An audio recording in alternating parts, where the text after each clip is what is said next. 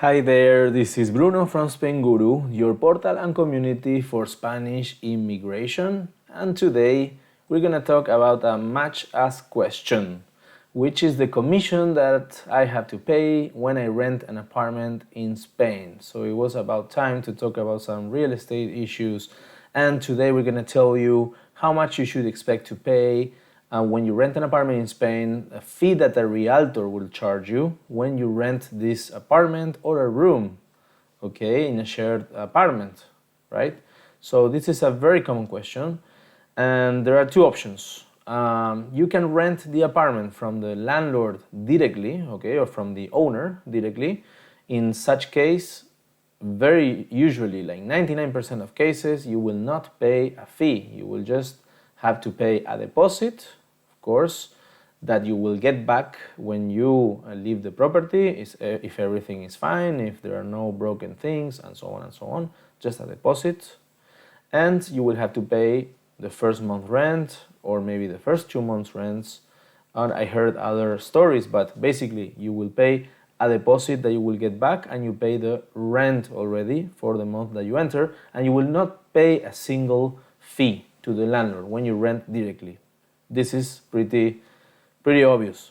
Now, most of the properties that are in the Spanish market are published by realtors, okay, by real estate agents, and of course they charge for those services, right? And in Spain, usually it is the tenant who pays for those services, and it is free for the landlords to use the realtor's services. The service is publishing the property and showing the property to the interested tenants, okay? And usually, and again, this is the usual because realtors are not registered in Spain. You don't need any special permit to act as a realtor.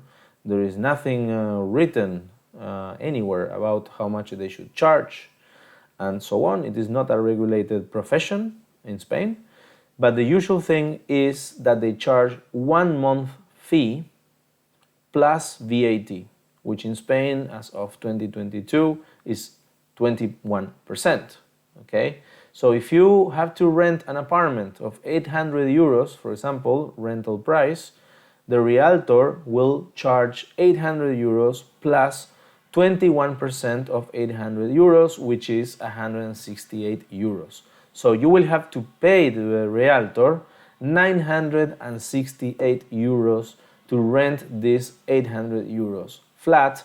And of course, those 968 euros, you will never see them again. You have paid for a final service that this realtor is giving, okay, both supposedly to the landlord and to you by showing you the property and having it published in the real estate portals, okay? When you rent a room in a shared apartment, it is also the same. Usually it is 1 month rent, so if a room is 500 euros or 300 euros, you will have to do 300 euros plus 21% VAT, which is 60 something, so you will have to pay 360 euros, okay, to this realtor. Sometimes when the realtor represents not, let's say, an owner, but a property manager, sometimes there are extra fees, okay, like a fee for creating the contract, okay. I have seen this, and sometimes that fee is 100 euros, for example. It is quite arbitrary, right? So you will have to pay the realtor's fee plus a fixed price for making the contract, okay? And also, sometimes, again, when you deal with property managers rather than with the owner itself, maybe they will make you pay an insurance also in advance, and every single year you will have to pay that insurance, okay? So the common thing in order to avoid these extra costs is trying to contact owners directly without intermediaries, and a lot of people use Facebook groups, for example, And also the most important portal in Spain is Idealista and also Fotocasa, where direct owners will publish their properties without intermediaries and usually are announced as particulares. Okay, so that's it. I think it is pretty clear how much commission or fees you will have to pay. Please bear in mind that this is no legal or financial advice. This is based on internet research and personal experience.